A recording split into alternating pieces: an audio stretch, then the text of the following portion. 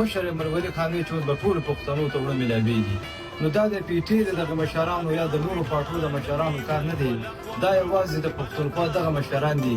یاره که زما داسې ملګري چې نېشنلیان نو خفه کېږي د نو که خفه کېږي نو خدای پاک ته یې زړه وچوي، خو چې چته نېشنلی دی به غول خوري دی به غول تپوي.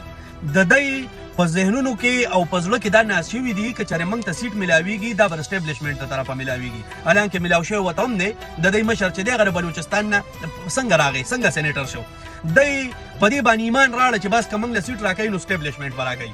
بل د دی دا نظریه ده، دا د دی سوچ دی که چېرې موږ عمران خان پسې خبرې نه کوو نو زموږ ویډیو مخکې نه ځي، موږ ته اسټیبلیشمنټ دغه نه اچوي، واښه نه اچوي. دی خو د اسټیبلیشمنټ په بادرنګو باندې اوبه اچول شروع کړي دي.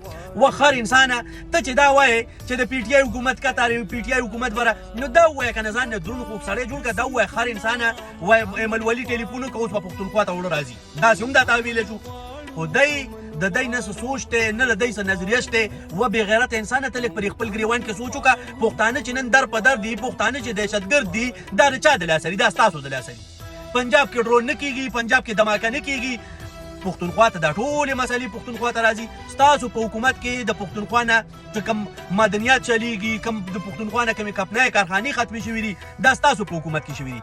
د نیشنل د لاسه پښتونخوا تباره که څوک یې مني ښه که نه مني روغ شه خپل کار کوه. نیشنلیانو پښتانه تباه کړي دي. نیشنلیانو د وجې په پښتون باندې د دهشتګرد خرافه لګېدلې ده. ته ماته دا ووایه چې دی خو راپاسي چې موږ پلانکې کالج جوړ کړو، پلانکې خو روډ جوړ کړو، پلانکې خو پل جوړ کړو. ستاسو د حکومت نه څنګه پښتون دهشتګرد شو؟